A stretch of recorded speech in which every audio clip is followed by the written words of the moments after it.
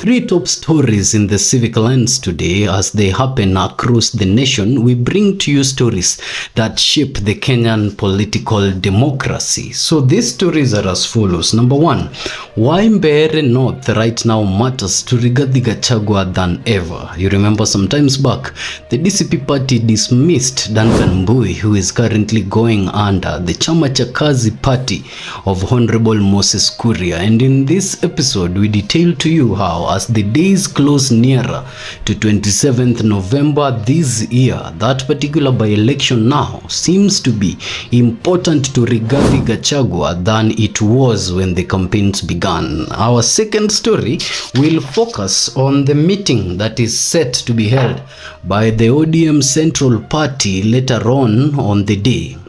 This particular meeting that the party is saying is not a crisis meeting, yet a very urgent and necessary meeting, seeks to install the position of Oburu as the party leader to discuss the way forward with the structures of the ODM party. But sources reveal to us that among the agenda is also the Wanga Ruto ticket of 2027. Our last story today will be, where is the united opposition? It's been 1 week since they held their Kitui rally, some few hours to the demise of the then Right Honorable Raila Odinga, former Prime Minister. So as the 1 week break that they have taken as a result of mourning Raila Odinga, or is there new strategies that is now being formed in that camp now that Raila Odinga is no longer in the Kenyan political scene? I'm your host Ogola, and this is The Civic Lens. We start this episode by appreciating you, our viewers, and our subscribers for skyrocketing us over the past few videos that we did.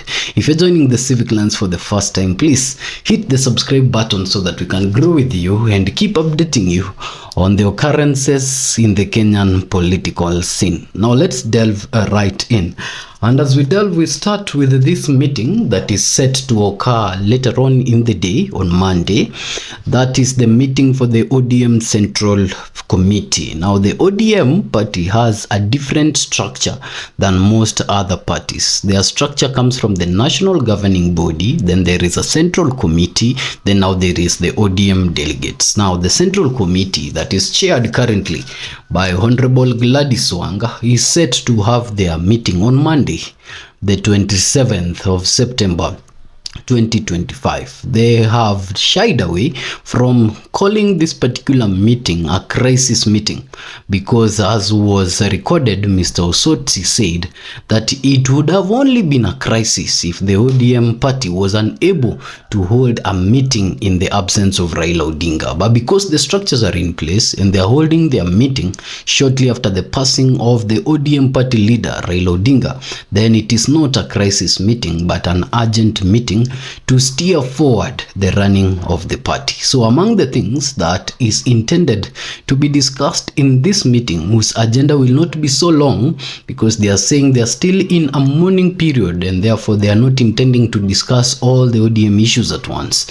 But then there are two issues that they seek to settle once this meeting comes to an end. And among those first issues is that now the entire country adopts the position of Oburu Odinga as the party leader, not an acting party leader anymore, but a party leader for the ODM party. They also intend, out of that meeting, to familiarize Oburu Odinga with the structures and the functioning of the party. So that is what they have said publicly will be the main agenda of the meeting. But sources have reached us with deeper information than that. Remember sometimes back when Honorable Raila Odinga was going for the AU seat, which he later lost to Djibouti's candidate, the person that was holding brief for the entire ODM party was Honorable Governor of Kisumu, Anyang' Nyong'o. Anyang' Nyong'o stepped into that position as an acting party leader until Raila came back to take it over. Now questions have been asked. Why this time that Baba has exited the scene and the ODM party has not fully agreed on the party leader, why that particular holding brief position was not given to Nyong'o or to Orengo.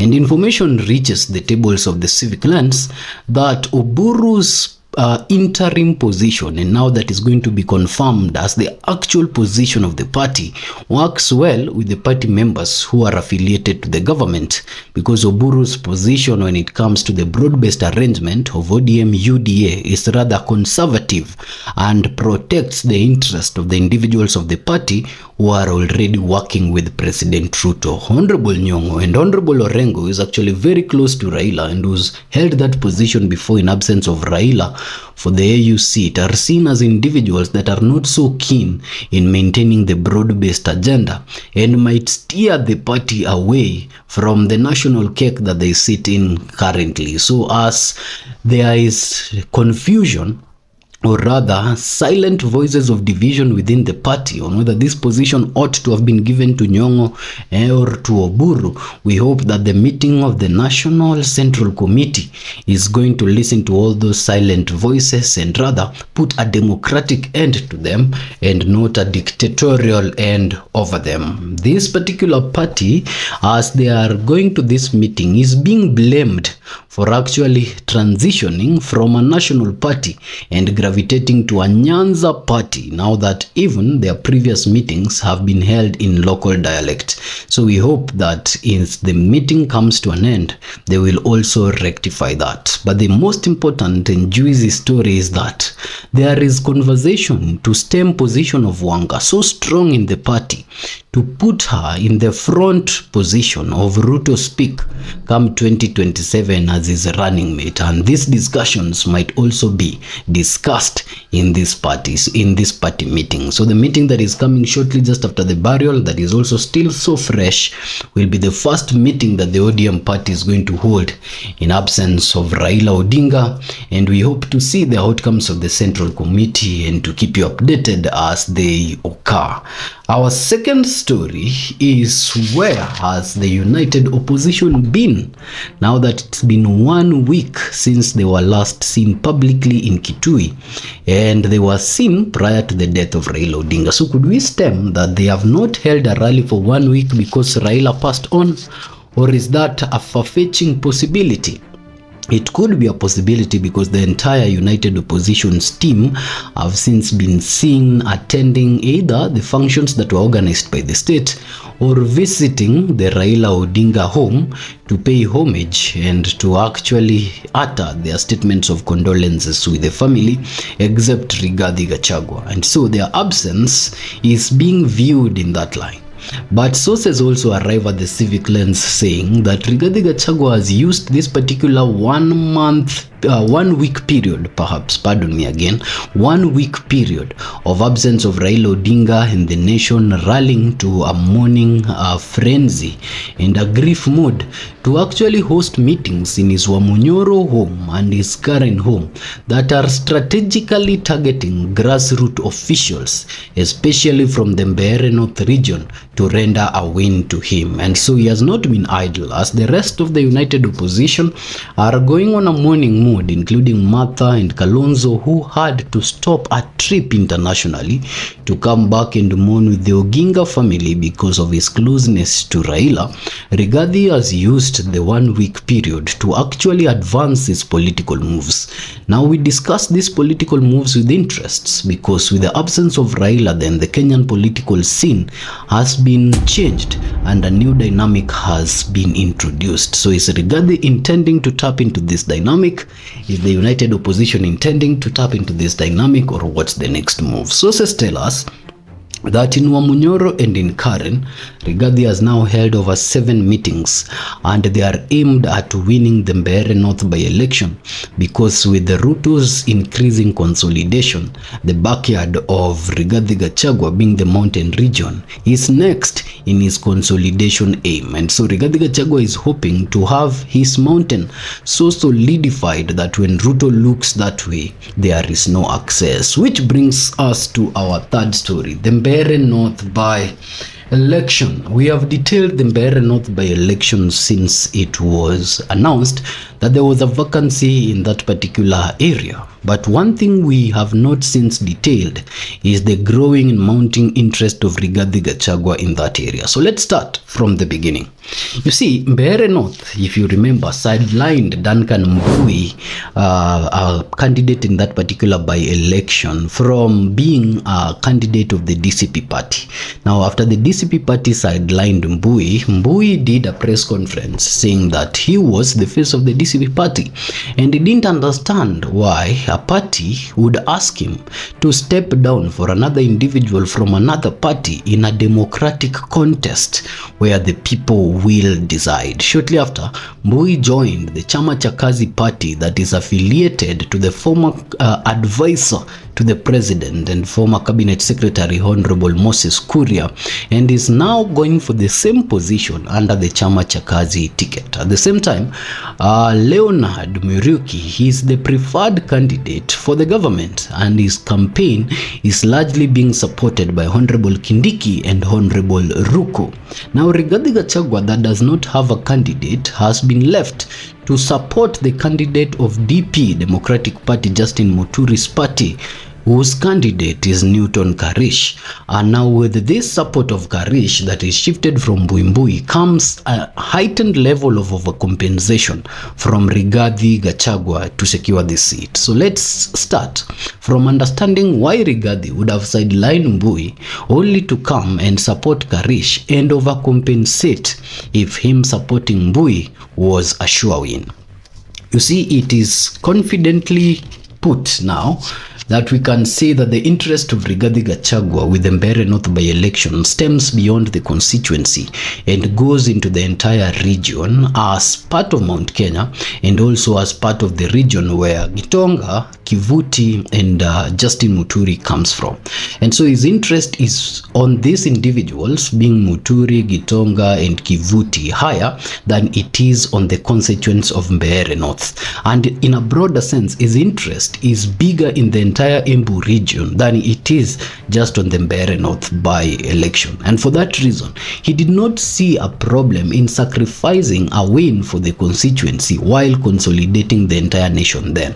Perhaps this is the mistake that has now called for overcompensation in that area. When they sidelined Mbui, and they left Mbui out of telling him not to go with the DCP party ticket, he was doing this so as to play in the interest of the principles of the united opposition, being the fact that this is the backyard of Justin Muturi, and Justin Muturi is also a principal within the united opposition. Then it was fit that this region be left for him, and so Gachagua left it for him, playing to that particular tool, only to realize that it is now a personal fight between Ruku and Kindiki to ensure that Justin Muturi does not win that particular position. The effect of this is that it calls upon Gachagua to prove that his influence of the entire region is still stronger than Kindiki and Ruku combined. As he was thinking of battling these two government officials, Kindiki and Ruku, enters yet another man from the mountain region who wants to diffuse the political influence of Gachagua and have his own central control, Honorable Moses Kuria. And so Kuria's party divides Gachagua'S control of that region locally, makes him looking bad for that region if Kuria can introduce a candidate and win in Mount Kenya region, yet Kuria is not affiliated to the united opposition. Then how is the mountain going to rally behind one individual come 2027?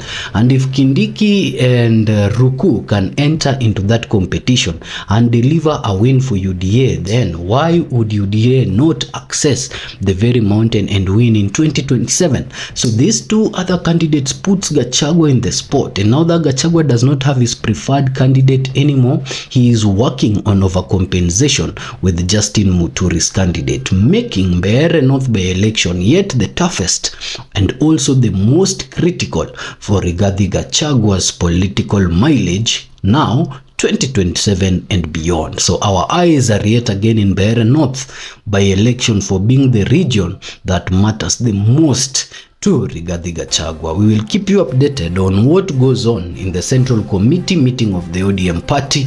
We will keep you updated on what goes on within the United Opposition and why they are silent. But above all, we will keep our lenses focused on Mbeere North and keep you updated on what goes on in that region as it occurs. I'm your host Ogola, and this is the Civic Lens.